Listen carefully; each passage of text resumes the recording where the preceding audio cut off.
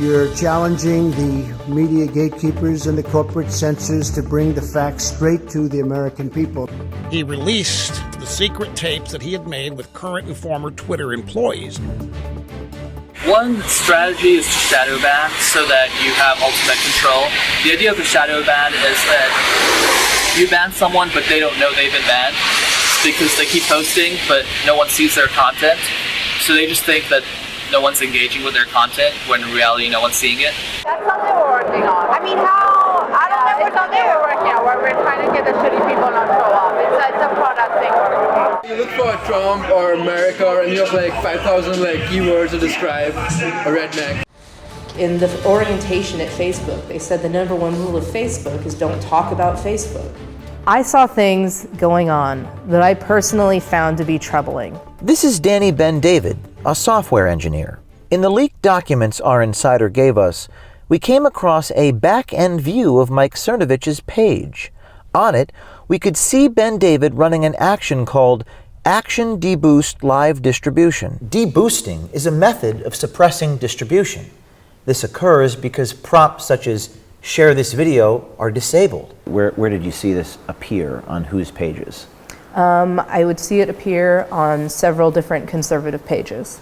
In one slide from Yamamoto's deck, he writes, "Trolls are involved in many destructive behaviors on Facebook." Yamamoto then lists one example, writing, "Red-pilling normies to convert them to their worldview," with a link to a YouTube video by Lauren Chen called Why Social Justice is Cancer. A whistleblower comes to us inside of a company called Pinterest, which is a big tech company. It's a $13 billion company.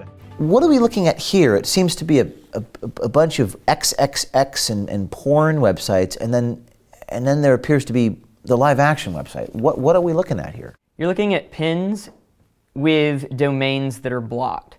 Any domain on the porn block list, you can't make a pin like that. Now, one of the documents you uncovered and sent to Project Veritas was thousands of pages long. It contains offensive terms, porn terms, anything that we don't want to show up on search. There are a lot of terms about Christians, Bible verses, that really don't seem like offensive terms. That typically means they're considered sensitive, beyond brand unsafe, is in a severity level 1. I worked at Pinterest. Why did you decide to do this? Because if I didn't, who would?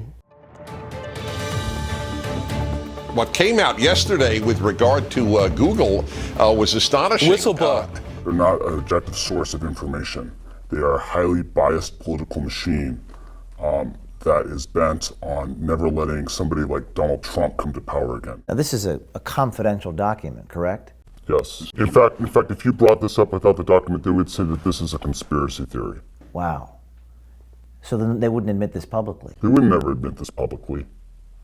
In this document, it says, in some cases, it may be appropriate to take no action if the system accurately affects current reality, while in other cases, it may be desirable to consider how we might help society reach a more fair and equitable state via product intervention.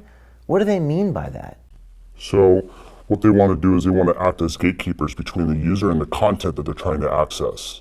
And so they're going to come in, they're going to filter the content, and they're going to say, actually, we don't want to give the user access to that information because it's going to create an outcome that's undesirable to us. We all got screwed over in 2016. Again, it wasn't just us, it was like people got screwed over, the news media got screwed over, like everybody got screwed over, so now we're rapidly being like, what happened there? How do we prevent it from happening again?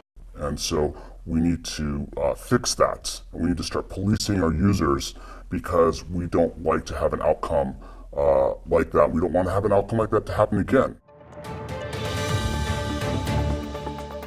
It's a time to decide, do we run the technology? Does the technology run us? Are we going to continue to have elections that mean anything? Are we going to continue to think for ourselves, or are we going to just let the biggest tech companies decide who wins every election from now on? I look at search and I look at Google News and I see what it's doing, and I see Google executives go to Congress and say that it's not manipulated, it's not political, and I'm just so sure that's not true. I think the big problem that we have today is there's an ambiguity about whether tech is neutral or whether it's biased.